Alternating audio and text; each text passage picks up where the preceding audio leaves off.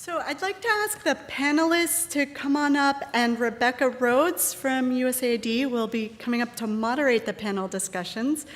While they're coming up, I'll just tell you how happy I was that Rebecca agreed to be the moderator, the discussant, and give some closing thoughts today, because some of Rebecca's work back when she was COP of a project in Mali was some of the earlier work that brought to a lot of us the awareness of the need to really take a stronger look at national language. She did the EGRA in various Malian languages and looked at how to adapt programming to meet all the kids' needs. So I'm thrilled to have Rebecca Rhodes here. It's been a long career of thinking about these topics, and she's the perfect discussant for us.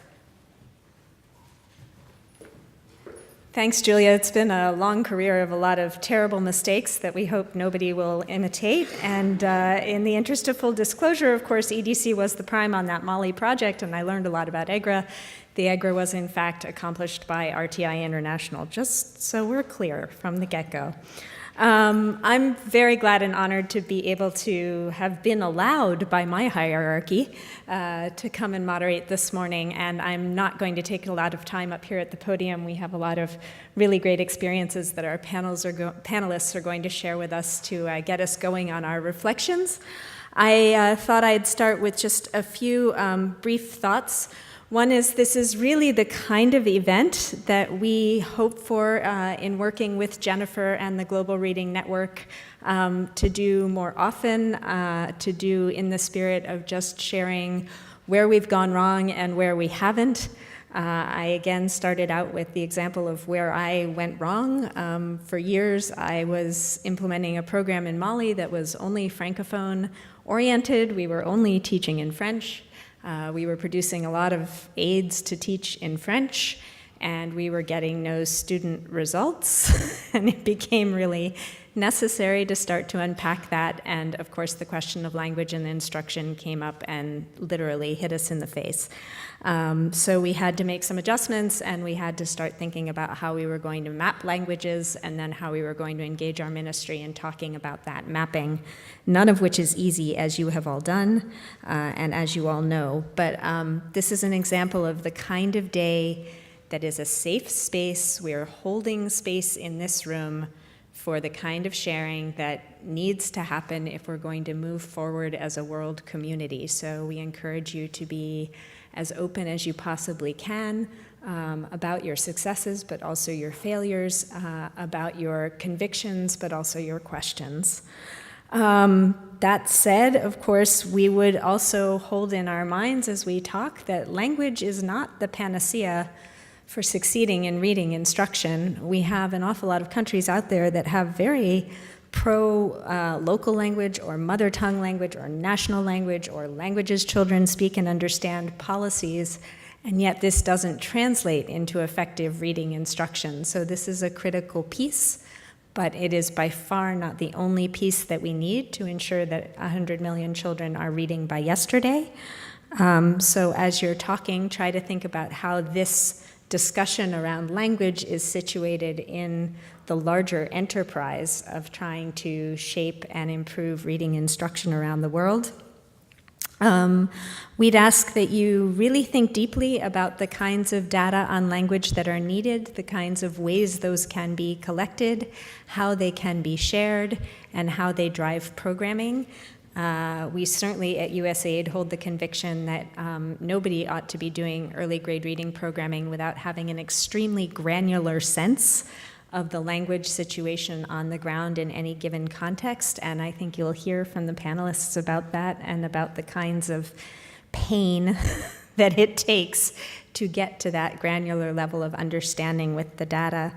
And then the very last thing that I would say is that the one thing, and this is a quote from Dr. Penelope Bender, the one thing that we want to do in moving our work forward is to try to identify and then avoid making some of our old mistakes that we know don't work.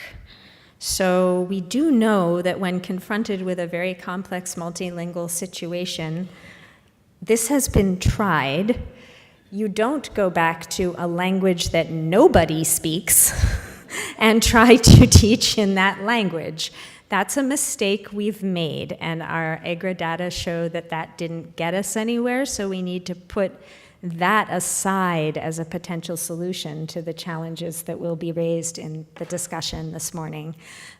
We do know that it doesn't work as a response to the complexities that we face to say, well, we can't do anything about teacher deployment in country X, so I guess we'll just have to put up with that imperfect situation where some of the teachers speak Sangrai, but they're being assigned to Bambara areas, and we can't touch that. There's nothing we can do. That's giving up, and nobody came here this morning at 8 o'clock to give up. So let's join together in the spirit of not giving up, in recognizing the challenges that we do have ahead of us, but in looking for ways to only make new mistakes as we go forward and not go back to the old mistakes that we've already tried and that we know got us nowhere where student learning was concerned. And with that little introduction, I would love to turn it over to the panelists, who I will try to introduce very, very quickly, based on my cheat sheet, which you also have in your packet. So don't rely on me, it's right here. We will be hearing from Annie Smiley with FHI 360's Global Education Department. She has done more things in her life than I hope to do in mine. And currently, she specializes in the utilization of programming data through participatory data collection processes. And I think what we're going to hear about from Annie is the incredibly intense and very granular work that FHI 360 accomplished in doing language mapping in Ghana. We will then move on to hearing from Dr. Rachel Christina, who directs EDC's International Basic Education and Literacy Department. Dr. Christina provides support for EDC's basic and pre-primary education programs in, deep breath, Egypt, Lebanon, Benin, the Philippines, Yemen, and Tanzania, and has worked extensively in the Middle East, Africa, and Asia. And she brings to her discussion of the Philippines a really interesting case study about looking at various languages and how to actually teach them all at the same time successfully, while recognizing that not each child in the classroom comes in with the requisite background in oral language in any of those languages to succeed. And that has been quite an interesting struggle and some successes for those programs. Moving on from Dr. Christina, we'll hear from Paul Frank, who almost doesn't need an introduction, the Executive Director of SIL LEAD, and he works closely with consultants in revising the orthographies of many languages, including the 9 languages in the USAID Uganda School Health and Reading Program. And what we can learn from Paul is what you do when you encounter this situation, when you wake up at 6 a.m., as I have colleagues in Nicaragua that just did. You realize, great, we've checked out what languages the children in our target area of intervention speak, and we've identified them, and they have names, and there are 4 or 5 of them, and none of them has an orthography. They're not written. Now what? Paul is going to help us understand the now what of that situation. And we'll finish off the panel with Dr. Carol da Silva speaking about Save the Children's thought leadership and technical guidance to basic education programming in literacy. And I'm really interested to hear what Carol has to say, because I didn't know she was doing this, but apparently she has been looking across 6 countries at the correlation between linguistic diversity in the classroom and learning outcomes. So if your classroom is more linguistically diverse, does that drive down your learning outcomes? Does it support better learning outcomes? Are there ways to support better learning outcomes in those contexts? These are all critical, practical questions that we want to look through and unpack as we go through this morning's panel. So without further ado, Annie, I'd like to turn it over to you for Ghana and what we know, which could be kind of scary. It won't be too scary. Thanks, Rebecca. Good morning. As you've heard, I'm going to be talking to you about Ghana, and this has been a big effort that involved many, many, many people, so I am just the one that's lucky enough to get it to present it to you, but I am not the only one who's been working on this. Oops, I flipped too far ahead. So, Ghana has, as you know, a very complex multilingual environment with over 80 languages, as you've already heard, and there are 11 official Ghanaian languages of instruction, plus English in the schools.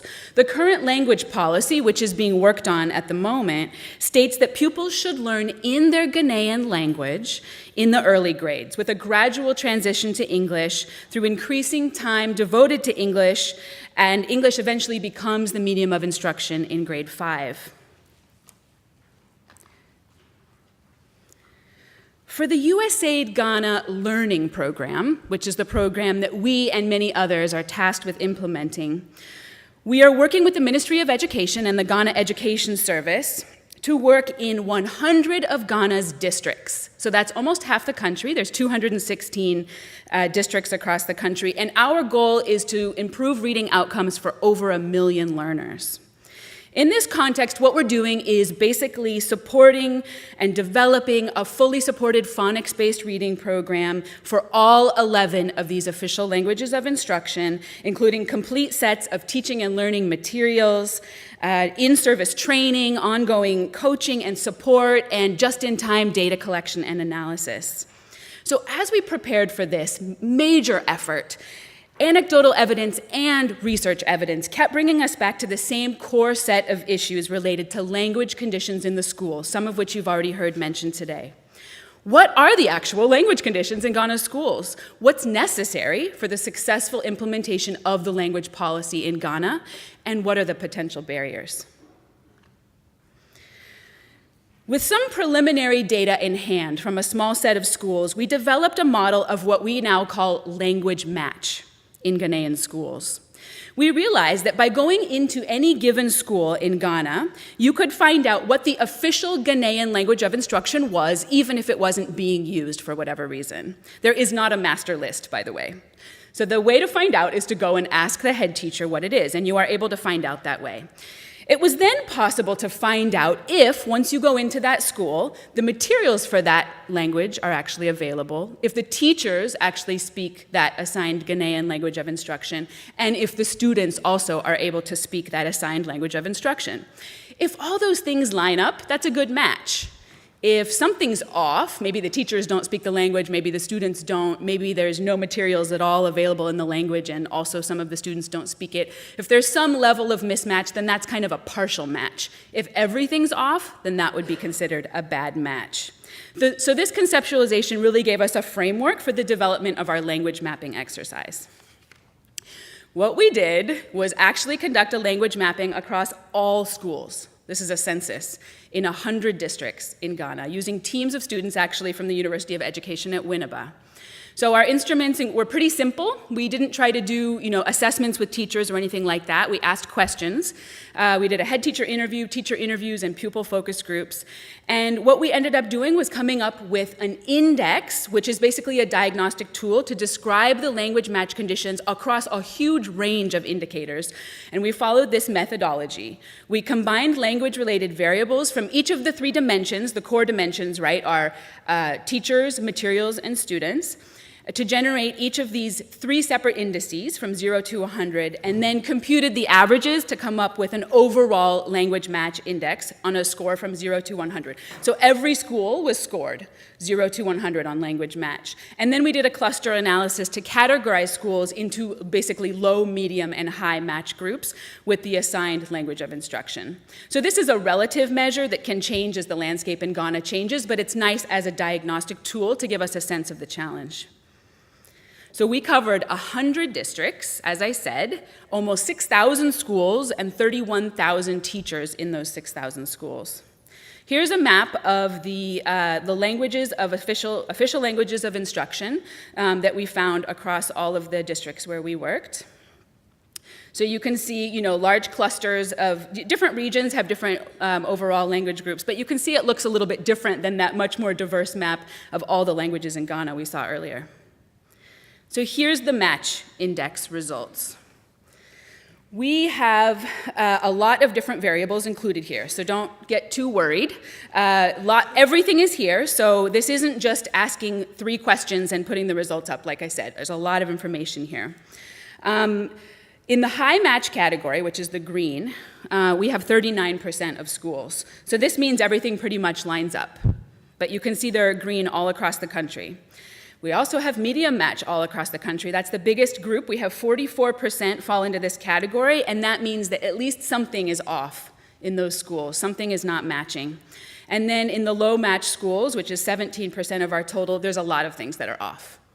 There's the materials not available, the teachers don't speak the language, the students don't speak the language. There's something going on that's really unmatched in those scenarios. So you see that these are all categories are spread all over the country. They're not all clustered in one region. For implementation purposes, though, the match doesn't tell us exactly what we need to know to be able to implement. So we needed to delve into the specific aspects of the language match challenge and try to understand how to resolve some of these issues. So we moved beyond the index to look at some of these specific items within the surveys, and these give us a clearer picture that actually is a little bit, in some cases, less scary than the initial match picture that we showed you. So this map shows you, again, the schools by official Ghanaian LOI, and the second map here shows schools by dominant pupil language. So look for the little black X's on the second map. That shows you where the students don't speak the language, or not that they don't speak it, but it's not their dominant language that was assigned to the school, okay? Because their language is not one of the 11, okay? In most cases, that's the reason why. So we do have a very multilingual context in Ghana, so a lot of people are multilingual, so it doesn't mean necessarily that they don't speak the language of instruction, it's just not the dominant language. So then we wanted to get into a little bit more depth, so here's another map.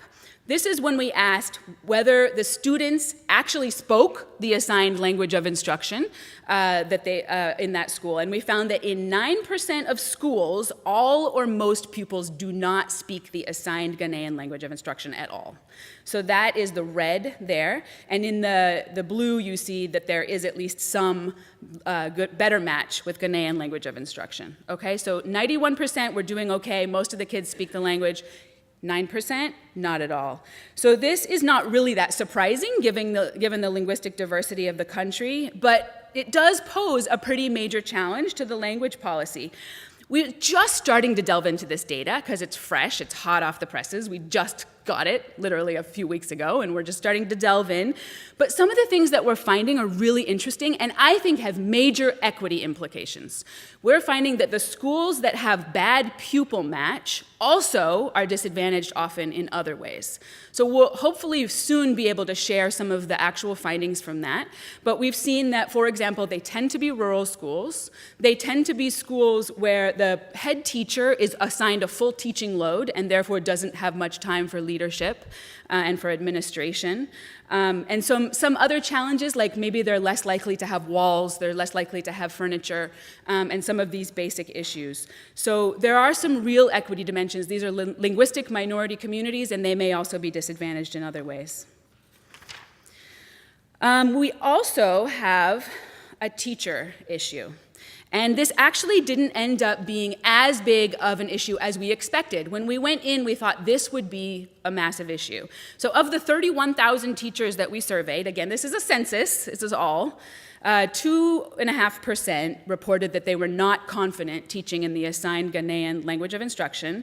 And that represented 6% of schools that had at least one teacher that did not feel comfortable speaking the assigned Ghanaian language of instruction.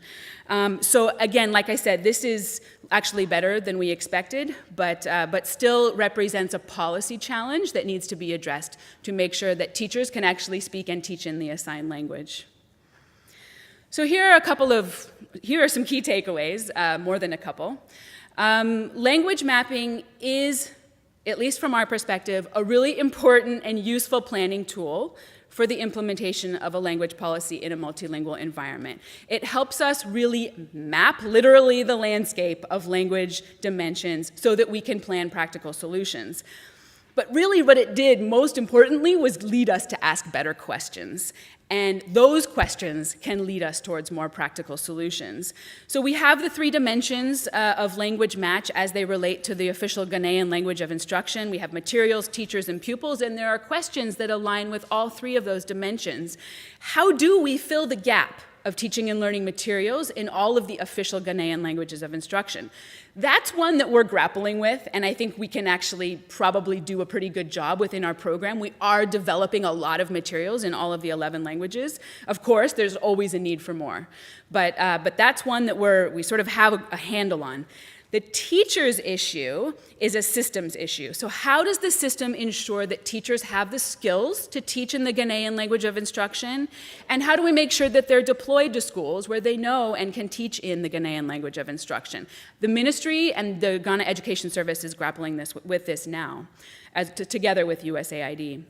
And also, there should be some school-level strategies, and there already are, in fact, in many of these schools. If a teacher doesn't know, then maybe another teacher fills in for the reading period that does know how to teach in that language. For pupils, this is where the rubber really hits the road. What are second language teaching techniques that we can consider for programming in areas with low or medium pupil match? We're going to have to grapple with this because pretty much all classrooms have at least some level of linguistic diversity. So we're going to have to grapple with these issues. To what extent can strategies for second language learners be built into our teacher guides and into our training and coaching plans? So how are we kind of building in strategies for teachers? And then, and this is a big one, are there policy options for actually increasing the number of official Ghanaian languages of instruction in the future? This is a question that Ghana will have to grapple with, but also other countries as well, as they work through these issues. It is an equity issue at the end of the day. There are these linguistic minorities that aren't getting taught in their mother tongue. So thank you very much for your time, and I will pass the mic, I think, over to Rachel.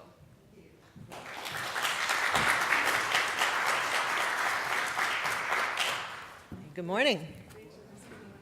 Go ahead. Thanks, Annie. One thing I did want to really underscore from that presentation, and we'll come back and we'll have questions, but again, from the practical experiences we've all lived with this, as well as from sort of the ministry side of things and USAID's side of things, if it is at all possible, this type of undertaking, we really do prefer be a census type of undertaking. We have seen programs and ministries that attempt to do language mapping by saying, well, we'll just sample.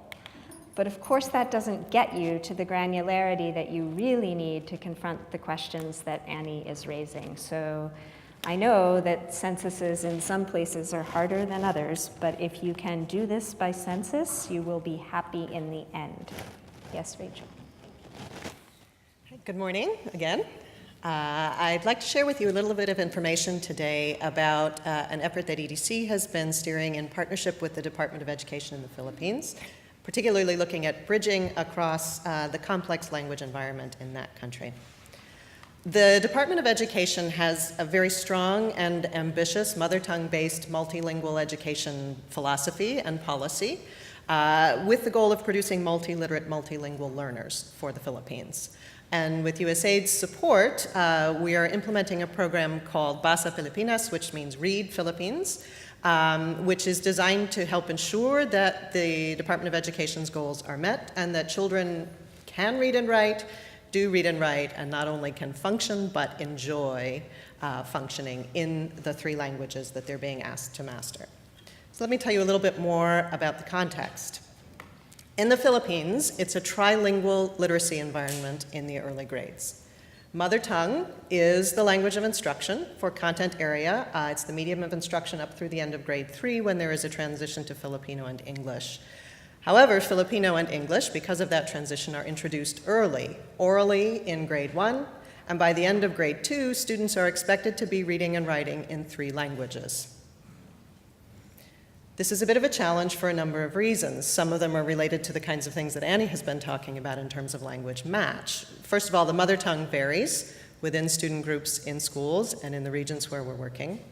And the extent to which students actually speak that mother tongue at home varies as well. For the purposes of this program, we're working in Ilocano and Cebuano, and in Tagalog, as well as in Filipino and English. And the extent to which there is consistency in the language that is spoken by students within classrooms and within communities varies pretty dramatically across urban and rural populations and across the mother tongues that we're working in. There's also limited text availability in mother tongue, so one of the tasks of the project has been to produce reading materials that can be used in the classroom in mother tongue instruction. In Ilocano in particular, there are some uncertainties about orthography, and we'll hear more from Paul about how to address that issue later on. The Department of Education has a dedicated team of linguists and a standardized orthography for each of the languages that they use as instructional mother tongues. But once we began to produce materials, we discovered that there was some inconsistency in how those orthographic standards were being applied and some differences of opinion among producers, users, and consumers of those materials, so there was some tension around that. Also, the extent of student exposure to Filipino and to English outside of school varies dramatically. In some areas, English is very much present. It's something that students are bathed in from early childhood. Same with Filipino in the media, on the television, on the radio. It's around them, it's in their environment. In other contexts, there's very little exposure, particularly to English. And finally, teachers' facility with the three languages that they're being asked to teach simultaneously varies. Again, for some of the same reasons of language match that Annie has mentioned. They may or may not feel comfortable in the mother tongue, they may or may not feel comfortable in Filipino, and English for some is a real challenge. So in addition to this, within this context, the Department of Education has identified 14 domains of literacy that they expect to see addressed in the early grades. So they cover reading, writing, speaking, and listening.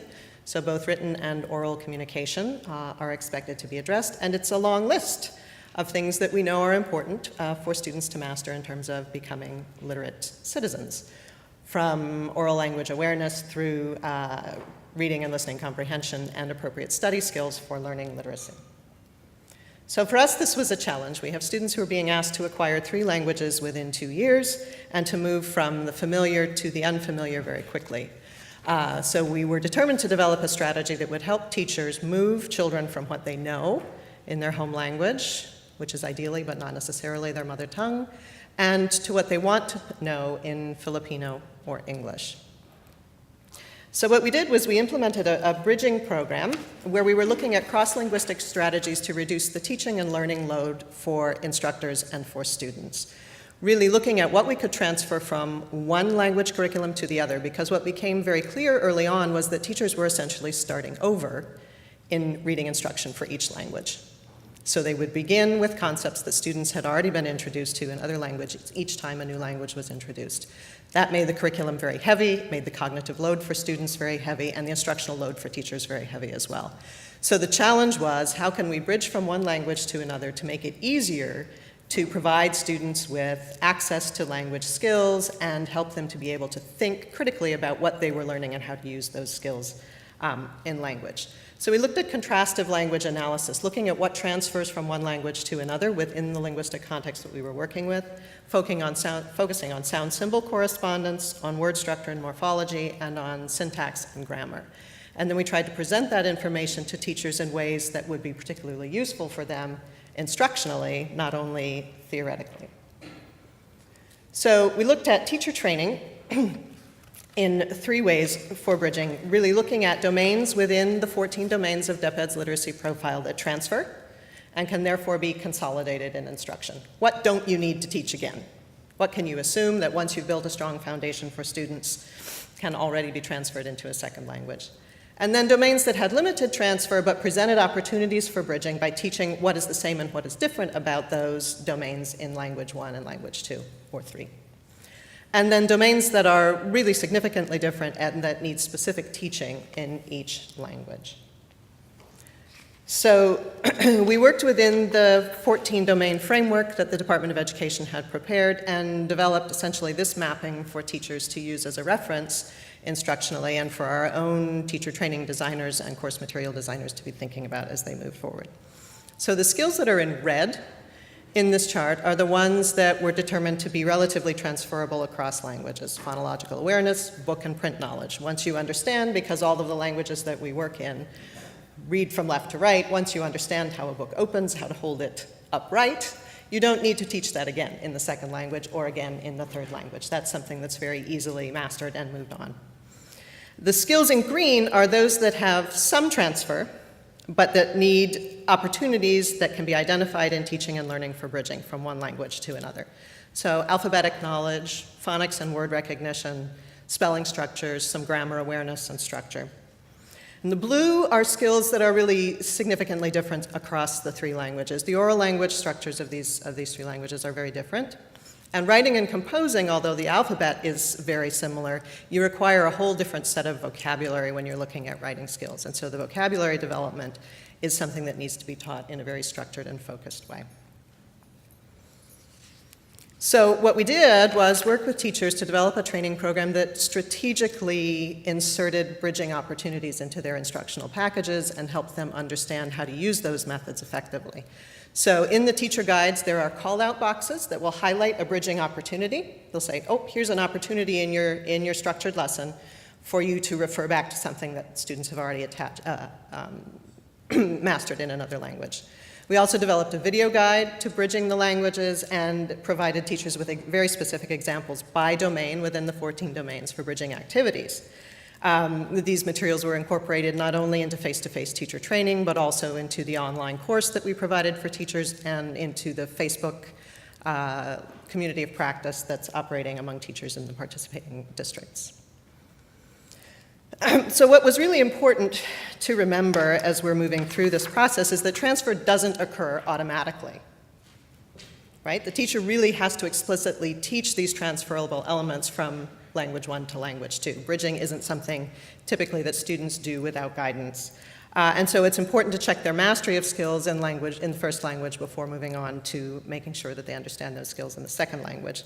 And that the teacher's knowledge of the differences in the languages should help them be able to predict errors that the students might make, and therefore put together instructional strategies for resolving and addressing those errors. So we provided a number of guidelines, which are, I'm sure, very familiar to those of you who are working in multilingual environments, but really use the same teaching methods consistently across the languages. Try to reduce those mechanical repetitions, and if you use them effectively.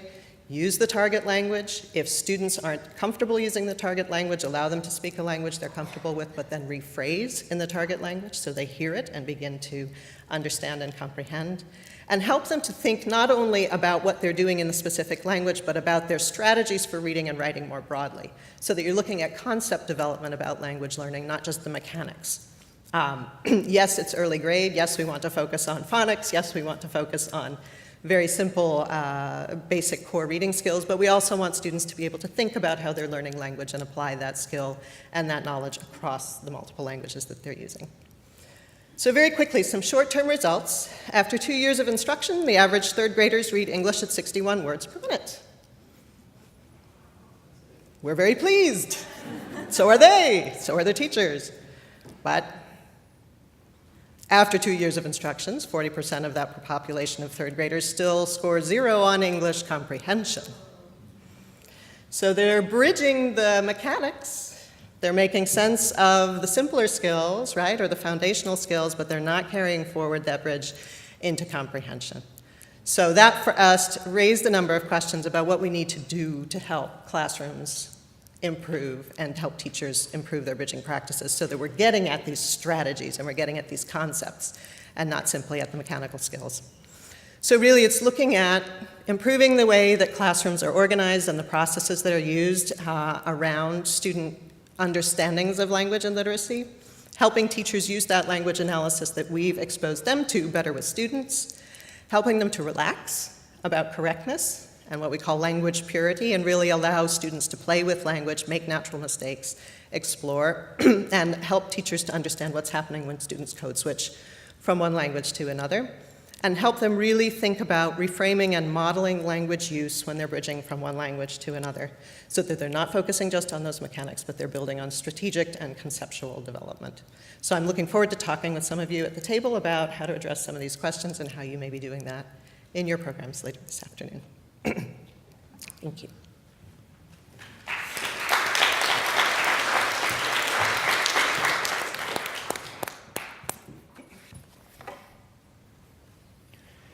Good morning, I'm Paul Frank. It's good to be here with you, and we're going to talk some about orthographies.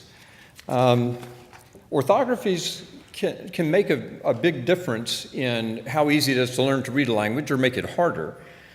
So basically, we're just talking about the symbols that are used to represent various components of a language, plus the rules that go with writing those symbols. And that sounds simple, but it is a complex area. To dig into this, how a language is written at a detailed level, you need linguistics to have some insights in how the language works and therefore how you can effectively represent it. And you need experts, not just linguists. You need the speakers of the language, teachers, you need people with pedagogical expertise and so forth. So it's a multidisciplinary activity. But the question arises, when is an orthography kind of ready for prime time? You're ready to actually develop materials in the language. One of the considerations is the way the language is written linguistically sound? Does it really represent the linguistic facts of the language? Is it systematic and efficient in terms of kind of the pedagogical approach? And is it accepted and used? I'll preview now. Fundamentally, accepted and used becomes a deal breaker as to where an orthography is going to work for you, no matter what the technical merits of an orthography may be. Now, we all love transparent orthographies, but I think there's a bit of we overestimate how transparent orthographies may be. It's on the continuum. We all think of English as way down here on one end, and all these languages that we work of is way at the other end. But basically, a fully transparent orthography, every sound and every linguistic feature is uniquely represented. You don't have ambiguity in that representation. But it is on a continuum, and interestingly enough, you can have too much transparency. So, interesting case in Cameroon where they clearly marked tone that was significant more than was needed for efficient reading. So if you did a test, and they did, between marking it only in some places and marking it every place, it actually degraded reading proficiency to mark it everywhere. So a fully transparent orthography with regard to tone was less efficient in reading proficiency than an orthography that has sufficient transparency to reduce ambiguity. So we had the privilege of working in the USAID Uganda School Health and Reading Program as a sub to RTI International. And one of the cool things about that project is we got to engage with ultimately 9 different language communities in evaluating their orthographies. There were issues that were known beforehand. And so we kind of developed a framework for looking at orthography and see where does it stand in terms of its adequacy. Now, you do have a handout that's kind of a scoring sheet that goes through the things I'm going to be talking about. So you can go back to that later to see some details. But just kind of want to walk through that together. I'm not going to read all 9 of these because we're going to talk about them all. But anyway, we have these 9 parameters, and there's actually a few more in your scoring sheet. First one is pretty basic. Are all the consonant phonemes represented with graphemes? But what typically happens is underrepresentation. You're writing with, say, an alphabet that's based on English or French or whatever, and there are sounds in the language that aren't in the reference language, and some of those sounds just don't get represented at all. So that's quite common, and you end up with ambiguity. You'll end up with something that, somebody might start reading it, and then they stop and backtrack because they read it. It's the other pronunciation of that letter or whatever. A couple of basic choices about what you do with that is maybe do some digraphs, multigraphs to represent a sound that isn't in the reference language, or adding new single letters that are kind of more from, say, a phonetic alphabet or something, but are commonly used in many languages. So there's some strategies for dealing with that, but you need to know whether you've got that issue. The same goes for vowels. You see this especially, I know in Africa, all over, there's kind of like 9 vowel systems, 10 vowel systems, 7 vowel systems that just don't have symbols for all the vowels in the language. So quite a few of the languages we dealt with in Uganda had this issue, and there were 2 basic strategies the teams that were looking at that used. Some of them wanted to use unique symbols that represented those unique sounds. Some other ones wanted to stick with your kind of basic A-E-I-O-U and use a diacritic to mark the other sound. So there are strategies for that, but you have to confront it.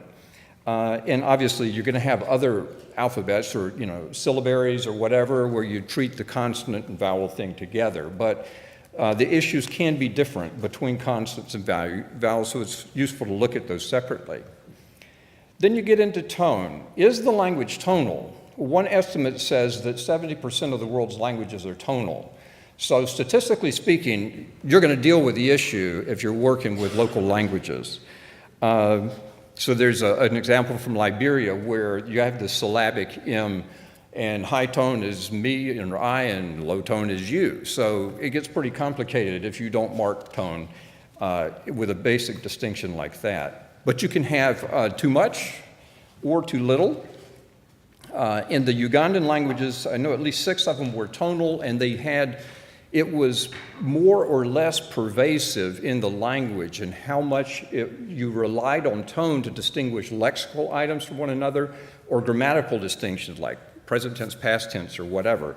And so there was 3 kind of strategies that were used. In some languages, it was not so pervasive that you could mark it only in specific places where, like, the tone was the only thing to distinguish 2 words, or the only thing that marked a grammatical distinction. So it marked in limited ways.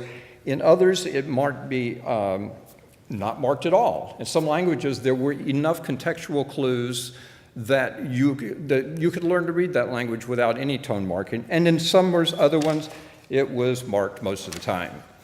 So this is a language that went from no marking of tone to marking all high and low, and at least mid they didn't mark. This is Lugbarati. And when they looked at language, it was pervasive enough that you just needed to know what the tones were in order to read effectively. Another issue then is the kind of underlying forms, surface forms, because complete transparency would mean it's exactly how it's pronounced. But we know that there are variations in words, in different contexts, in different morphemes, that it can be actually more efficient in an orthography if some forms are the same in different settings, even if their pronunciation has changed a little bit. So there's often going to be a mismatch between exactly how it's said and some other things having to do more with grammar or meaning.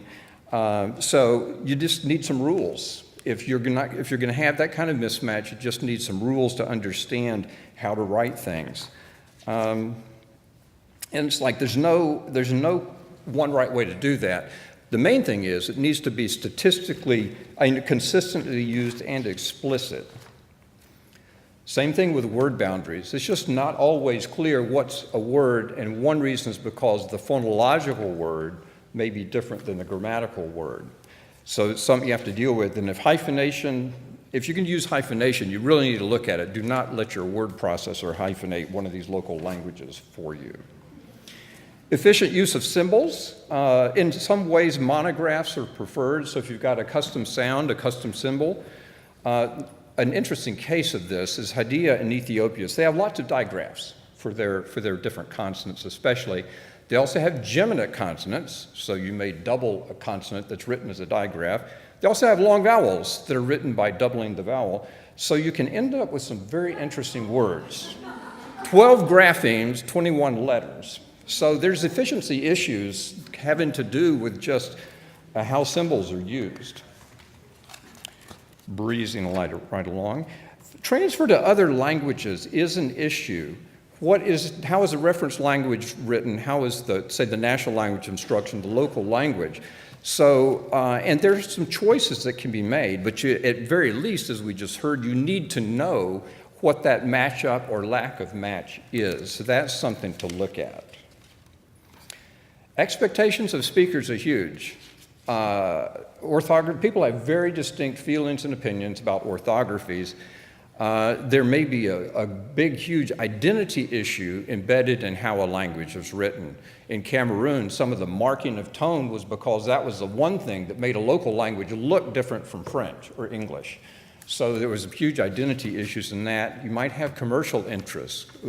Publishers in Uganda that were invested commercially in how a language was written and didn't want it changed. So those changes have to be processed with community. You just kind of like, you can't get around it. You have to deal with those issues. And it really needs to be widely used. So a really, really great orthography for reading efficiency is not necessarily great for a community to embrace it. So, and you could have several. We had a situation in Uganda with 3 different orthographies that were in competition, or existed, and had to be looked at. That's it for my presentation. There is a handout that's not in your package, it's on the table in the back, that's a very simple, it's kind of step-by-step guide if you're going to grapple with orthography things. It's not going to be useful to everybody, but if you're actually going to work on orthographies, look for that thing back there just to see what are the concrete steps you may need to go through.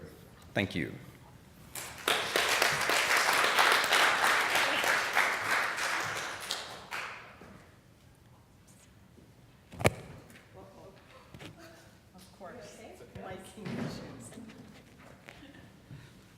I think I don't need it right now anyway, right?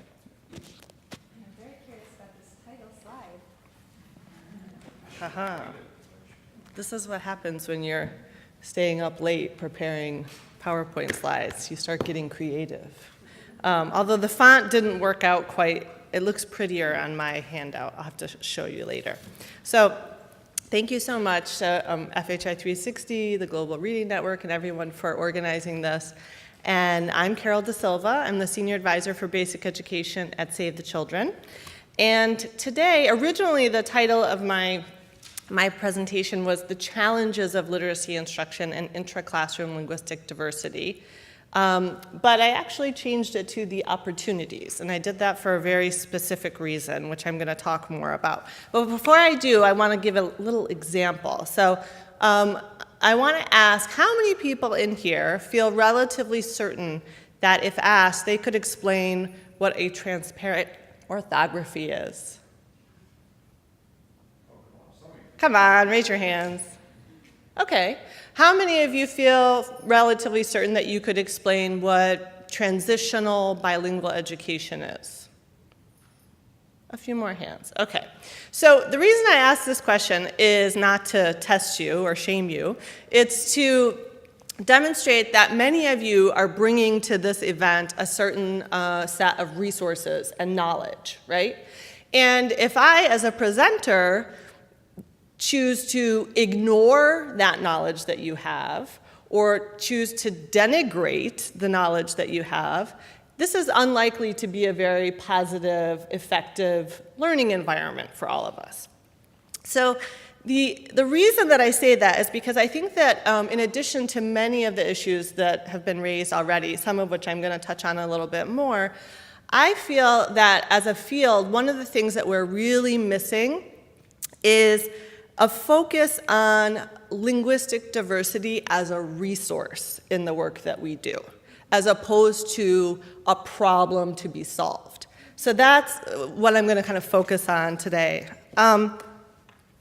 So just as an example, and I'm sure many of you are familiar with this kind of stuff is in the news all the time, both in the United States and around the world. There are so many benefits to bilingualism or multilingualism. So many, and the research and the evidence is just increasing every single day. So some cognitive benefits of bilingualism, things like increased attentional control, which of course when we think about teaching young children, that is really important, right? Increased working memory, which is very relevant for our focus on early grade reading and specifically, decoding, for example. Increased metalinguistic awareness, which I'm going to talk about a little bit more.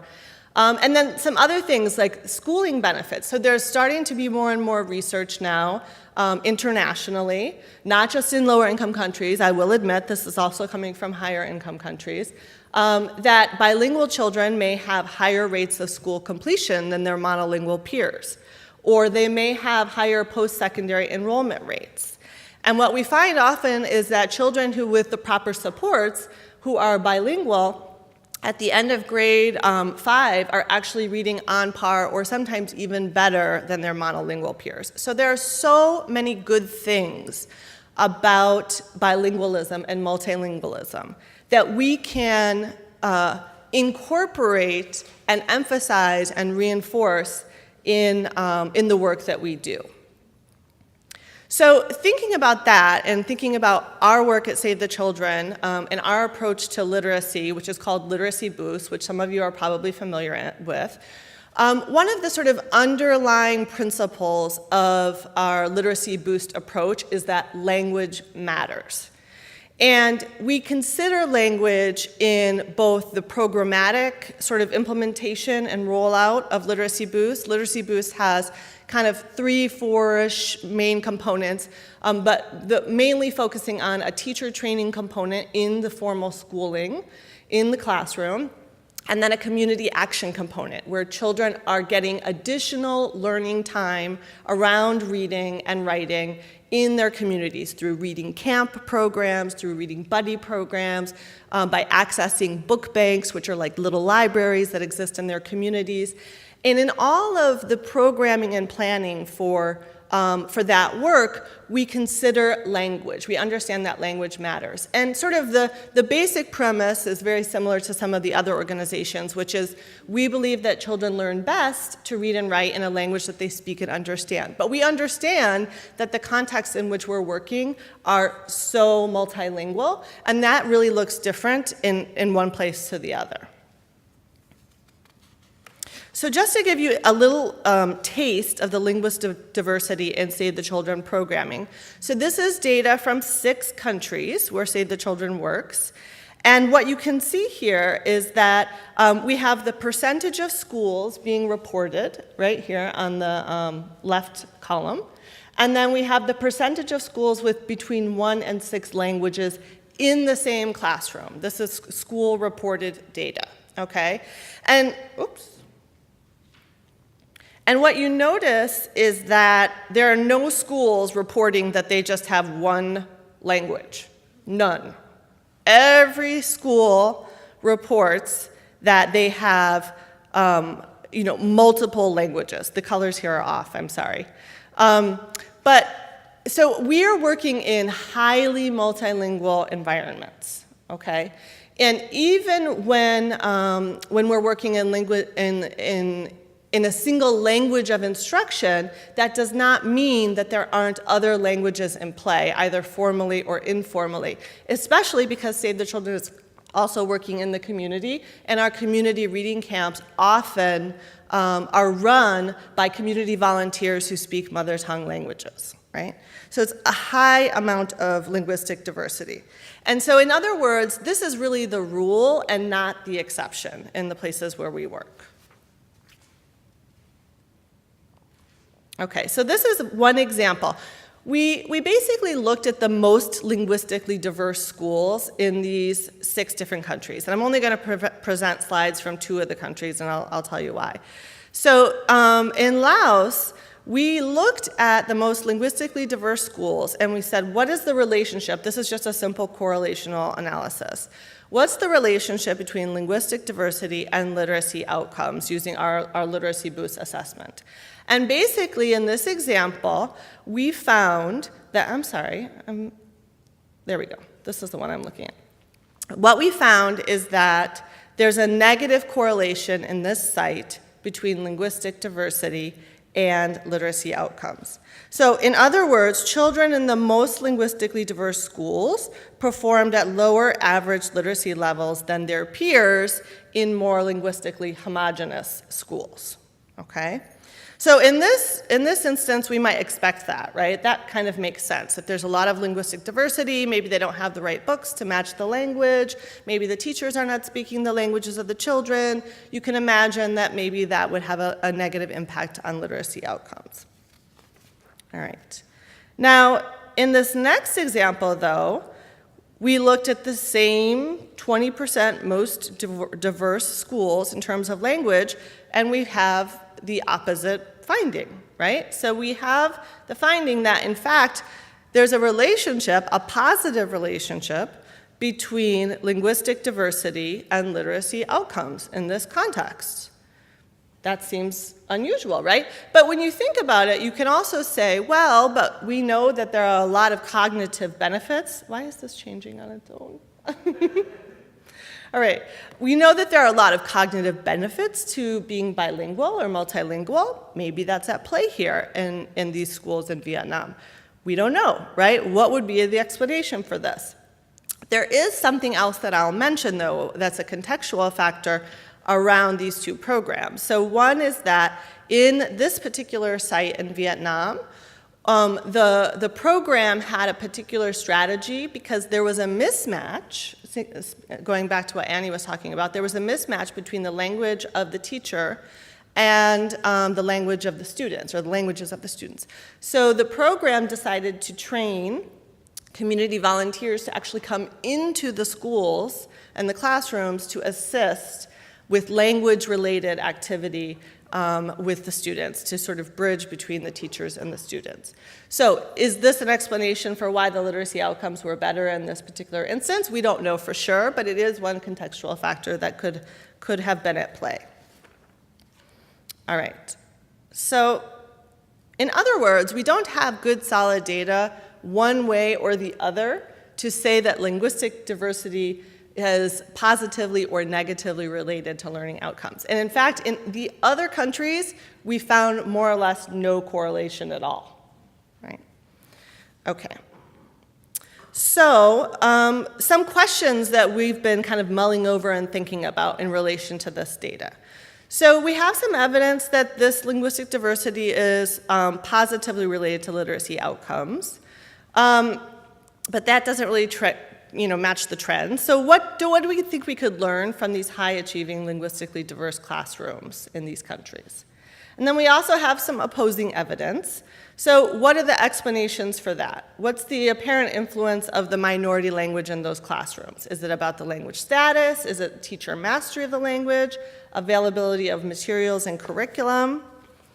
I'm getting the hook already, so I'm going to kind of scoot through a little bit. I will mention really quickly. So one of the things that we've been talking about more is having a more explicitly pro-linguistic diversity approach to our transitional bilingual programming.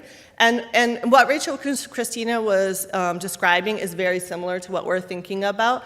But one of the things that I think a step that we're really missing right now is having flexibility in when children transition from the L1 to the L2. Not all children are going to be ready, even with all of the supports that Rachel Christina was describing. Not all children will be ready at the same time. So is there some way we could build in programmatically more space for those children to transition when they're ready? Another response that we've been talking about is taking a more explicit approach to integrating in a universal way this sort of focus on transitioning between L1 and L2. So developing real pedagogical practices and curricula that speak to this important characteristic of meta-linguistic awareness. And most importantly, not thinking of that as an add-on to an existing program or curriculum, but building that in, almost taking a universal design approach. Because the pedagogical practices that might help a multilingual or bilingual learner develop their meta-linguistic awareness, those are good for all children. All children will benefit from meta-linguistic awareness. So it doesn't have to be an add-on, it can be part of the fundamental program. So the last thing I just want to say is going back to this idea of language as a resource. It's really, really important. As Rebecca said, language is not a panacea. However, we really cannot afford to squander the personal, community, and national linguistic and cognitive resources that already exist where we work. That's it. Thank you.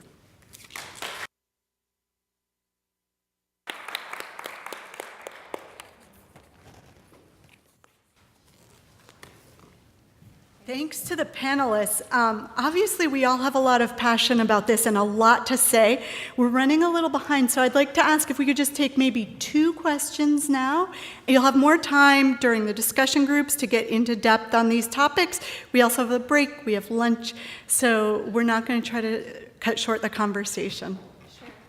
That being said, I can't stop myself from being a teacher. So we're going to give you 20 seconds to talk at your table about the questions you have and pick one that your table will offer up to the panel, and maybe we'll pick yours and maybe we won't, but we've seen four really stimulating presentations, one on the language mapping work in Ghana, one on the complexities of working in the 3 languages in the Philippines, one on the 9 steps for coping with orthographies to get them to the point where they're, and I thought this was a fascinating term, acceptable orthographies, and then one on the importance of the metalinguistic work that you can do with children if you're in a multilingual context to try to take advantage of what they come to school with and what the environment is that you find yourself in when you're teaching reading. So you have lots of really educated people at your table, more educated than I am in so many cases.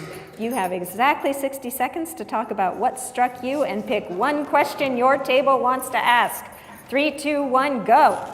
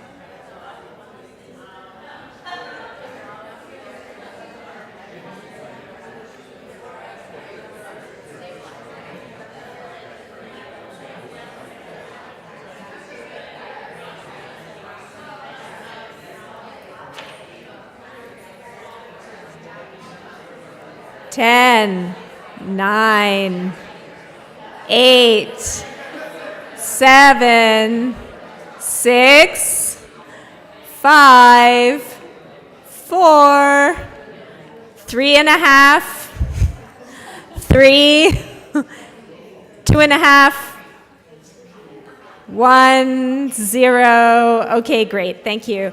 I'd like to start with table 10 in the back. If table 10 had a question for any of the panelists, please go ahead, tell us who you are, which panelist you're addressing, and what your question might be.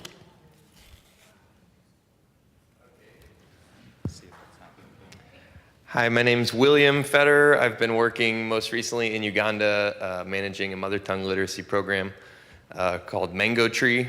You might have heard of them.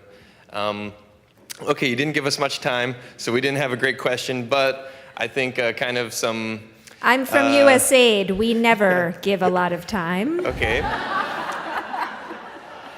Well, I mean, one of the last points about giving time, how you decide when you're transitioning in the schools. So maybe P3 or P4 is when they start really emphasizing the national language. And then I also find it interesting how they prioritize which languages. For example, in Uganda, it's English, and then more focused on Swahili, and and then I think others. There's also French, and so how you prioritize, because I think they have 3 national languages now. Mm-hmm. You were talking about Uganda, so anyways. So Rachel, you want to take a try at that? How do you, with this whole sort of bilingual model, and everybody is trying to work in 3 languages, but how do you really get that sense of who knows what in which languages and when it's time for them to move on to something deeper in a second or third language? I'll use my teacher voice. For us, we're a bit constrained by one of the things that is at the same time a real benefit to the project, which is that there is a language policy about multilingualism and about age of transition and about stage of transition, and to some extent there are standards for skills that students need to know or are expected to know. in order to transition into the second and third languages in the Philippines. In some countries, that's absent. And so it's a barrier to moving forward with mother tongue, but it's also an opportunity for working with a government to design a curriculum and an assessment system that's really going to promote the kinds of skills that students need to master before they can move on. So in our case, we're not able to decide when those transition points are. That decision has already been made by the government, but I think it is,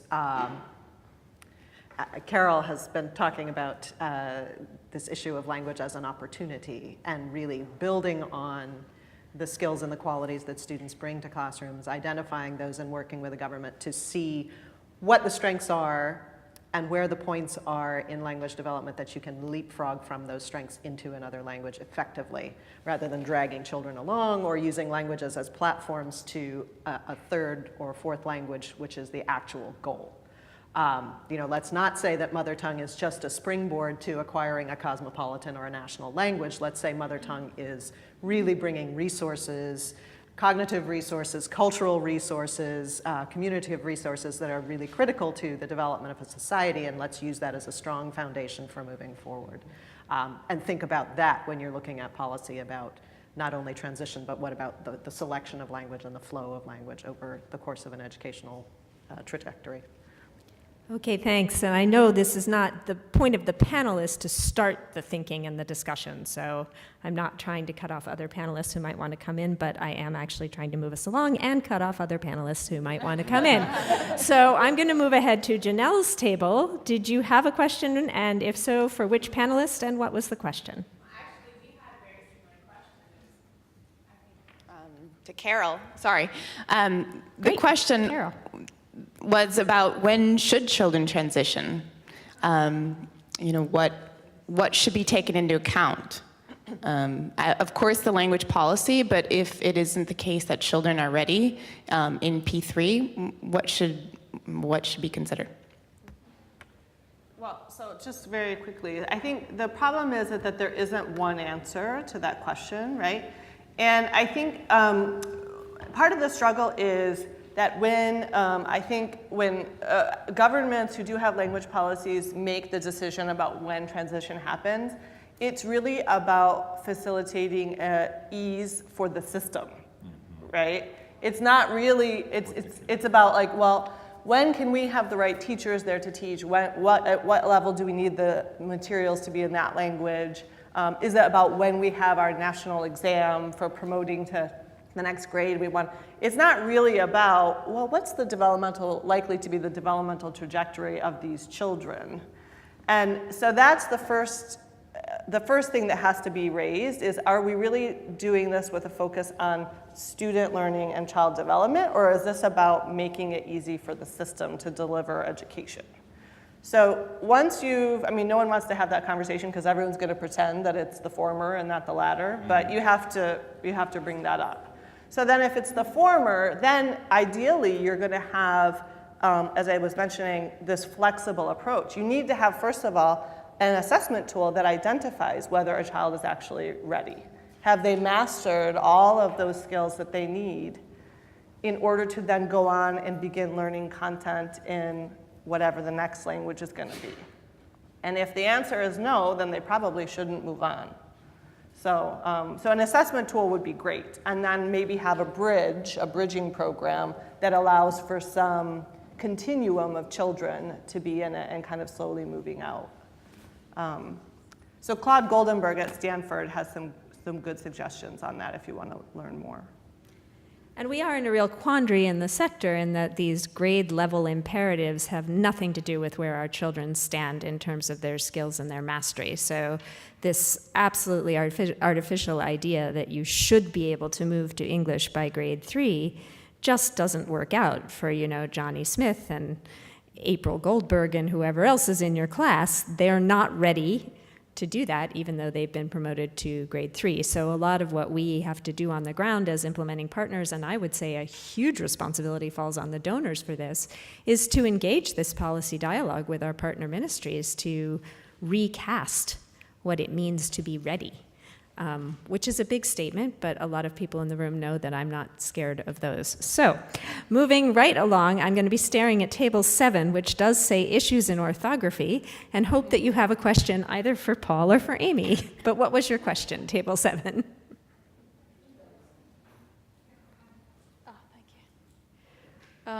So the question is in relation, I guess, to the comprehension issue.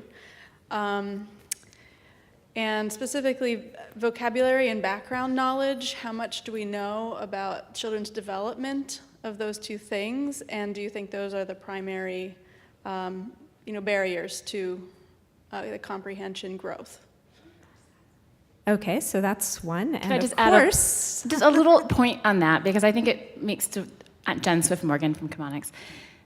To Carol's point about the transition, I feel like there's a little bit of contradiction between the idea of looking at the linguistic resources early on from the very beginning when all those languages are there, and then going from that to a knee-jerk discussion about when the transition happens, as opposed to in what ways are you using different languages from the very beginning for oral development or comprehension. So I just feel like that there's a link between those questions in a bit. So how you get to comprehension, I think it's about how you're using the languages from the very beginning. If you could add a comment about that, be helpful. Thank you. okay. So Carol, let's bounce that back to you, but then Paul, if you'd like to come in on anything that relates anything about orthography and the study of orthography and how we put together the languages to how we eventually get to comprehension. Well, so I had the same question when I saw Rachel Christina's data about the issue of vocabulary specifically, because obviously in multilingual learners, if you can decode, if you learn the sounds and you can map the sounds to the print, you can probably decode. But because you're not familiar with that language, if you don't actually know what the words mean, you're not going to be able to comprehend, right? So I had exactly the same question. And I think it does speak to the fact that, it speaks to a larger issue, which is that we as a field have done a really poor job of addressing vocabulary. Yes. Just in general, even in monolingual contexts. But that's particularly egregious for multilingual contexts because they don't come to school with that vocabulary. And if they're not learning explicit, intense vocabulary instruction in both of the languages in terms of that, the oral language proficiency development in the L2 to prep them for the transition, then it's just not going to be successful. So, but I'd love to hear more as well from Rachel later about the explanations for that. Paul, any other thoughts on orthography and comprehension? And just going back to, I think you were the one who put up the word that was basically umu nuku puhu hawawaha, which can be hard comprehension-wise and decoding-wise. Well, there are probably some orthographies that are going to be easier to do the decoding part, and you can give more attention to the meaning. But I think part of our own, our institutional approach to reading is it's not decoding. And a decoding number doesn't tell you much. Right. And so kind of the pairing of decoding and meaning is the heart of reading. And so kind of keeping these streams together, it's about the rules of how the language is written and how you decode it together with the meaning, and not keeping those as separate activities, but somehow blending those is where you get the benefit. So yeah, you need to deal with the decoding issues and how the language is written, but try not to do that in the absence of, and what does it mean when you pronounce the word? Yeah, very good. Did anyone have a question for Annie and the Ghana work? And if not, I do. There's a question from online. Sure.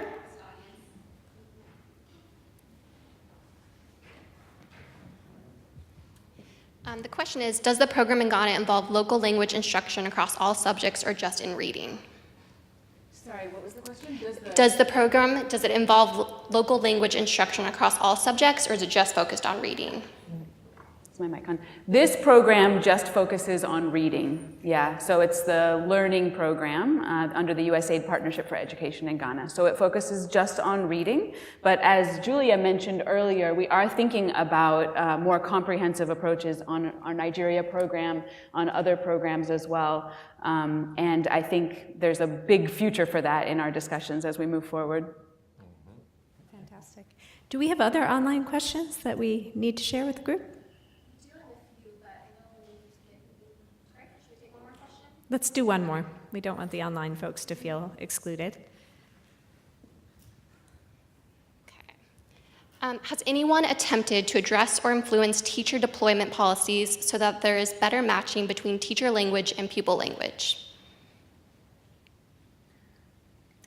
Annie, why don't you start, since it comes right out of your work, and then others can chime in. Sure, yeah, and I'm sure I don't know the extent of across other countries, but it is something, as I mentioned, that the Ministry of Education and the Ghana Education Service are dealing with, and USAID is working on that. They're doing a study of how teachers are deployed at the moment with the intent of actually improving that policy. So I know that it is very much on the top of their minds, and I expect to see some improvement on that front very soon. Anyone else there on that? Okay. Oh, Rachel? Not in our current work in the Philippines, but in prior work, for instance, in program in Mali that Rebecca was involved with in FAR, this has become a subject of important policy dialogue with governments as language results are coming in. And as the match results are coming in terms of where teachers are deployed. And in some cases, we see a real willingness on the part of governments to rethink their deployment practices, or at least to commit to keeping teachers that are participating in a program that USAID is funding in their schools for the lifetime of the project. And in other cases, that just really isn't feasible. It's not a discussion that gets off the ground. So I think that the kind of work that Annie is doing and moving forward, looking at deployment policies in Ghana is really important, and the more we can use those examples to bring to other contexts and say, look, here's some results, hopefully, that we get from that redeployment, the better off we'll be. So I think this was a really super interesting panel, and I know we have to wrap up, but what I take away is sort of there are positives, there are some real challenges, and there are just some open areas of inquiry that we want to dig into more. And so on the positive side, I would say it really struck me in the Ghana work that you identified a low match percentage of 17% of your schools. I do not want to discount the importance of working with your 17%, but that is a happier result than to have had a low match with 85% of your schools. That would have been harder. In terms of the real challenges on the ground, again, Paul, your work on orthographies comes to mind, and that term really struck me. What does it mean to have an acceptably codified orthography? How long does it take to get there? And who accepts it? And how does that get validated? That's all very granular, detailed work. And then Carol, in the category of just interesting things to know more about, you had this sort of double result. You had some places where the linguistic diversity was seeming to create positive outcomes, and some where it seemed to not do that so much. And unpacking the mediators and moderators of that and why that was so in each of the cases isn't sort of a happy or sad thing. It's just a really passionate and interesting part of the work that we can move on to do as a community. So hopefully the discussions here and the presentations have set you up to think about questions that we're all confronting and challenges we want to meet and further research we want to undertake. And I think Julia's plan is that after some exciting moment, we will then break into groups at the tables to talk more about those things. Julia.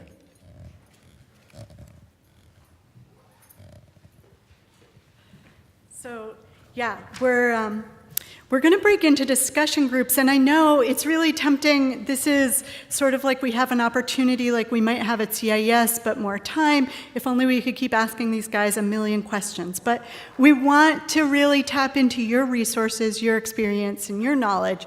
So we want to stick to our plan of moving into discussion groups to get a little deeper into each topic. In your folder, you'll see a list of all the discussion groups. The tables are labeled, but this gives you a little bit more information, and you can see, although there's a lot of kind of bleed from one topic to another, they're loosely centered around the 4 presentations, 2 to 3 topics per presentation. And you'll notice we also do have a facilitator at each table who really is an expert in that topic. So, for example, there were a lot of questions about when is the right time to bridge from L1 to L2, or Literacy 1 to Literacy 2. We have Carolyn Adger from the Center for Applied Linguistics at the table to facilitate the discussion exactly on that. So do take a really good hard look for models of bilingual and second language education. We have Joe Kennedy from World Learning, who's been working with those questions for her entire professional career. So I'd really urge you to take a good look at the list, find those questions that you were just thinking about with the people at your table, and think about which discussion group you'd like to join.